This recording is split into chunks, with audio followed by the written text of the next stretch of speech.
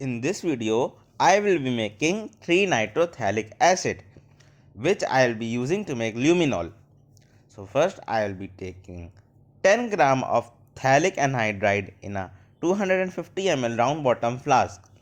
Then to it I will be adding 9.5 ml of concentrated nitric acid. Then to it, with stirring, I will be adding 9.5 ml of concentrated sulfuric acid.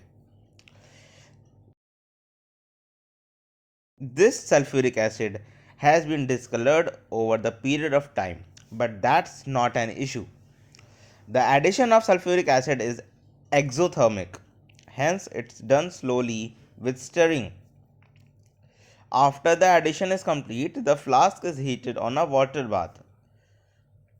I didn't had a hot plate with magnetic stirrer, so I have used this arrangement to heat and stir simultaneously.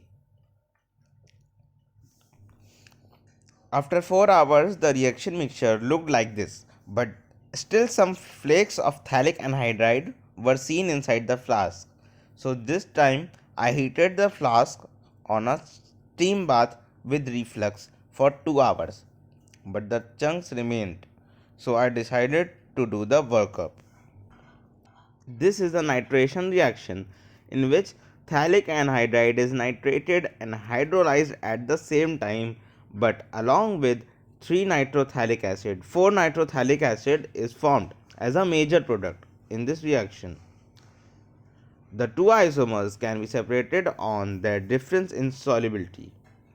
The 3-nitrophthalic acid is less soluble in cold water with a solubility of 5 gram per 100 ml, whereas 4-nitrophthalic acid has a solubility of 80 gram per 100 ml.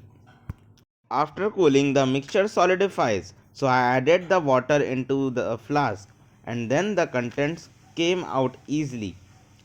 To take these chunks out, I used distilled water, but later on I realized I used a lot much distilled water than needed. I filtered the precipitate through vacuum filtration. The unreacted phthalic anhydride flakes were left in the beaker. The precipitate was washed with distilled water. The precipitate was then dissolved in 20 ml hot water. The precipitate was very less.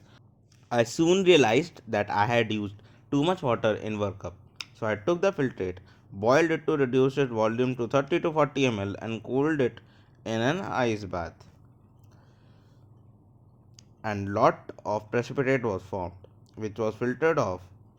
This precipitate was dissolved in same 20 ml solution with heating. When the solution came to boiling, everything dissolved. The solution was allowed to cool slowly, but nothing crystallized out. So I took my spatula, which had few crystals of 3-nitrophthalic acid, and added it in. This allowed some crystals to form. So I put the solution in freezer and a lot of crystals were formed, which was filtered off and dried in a desiccator.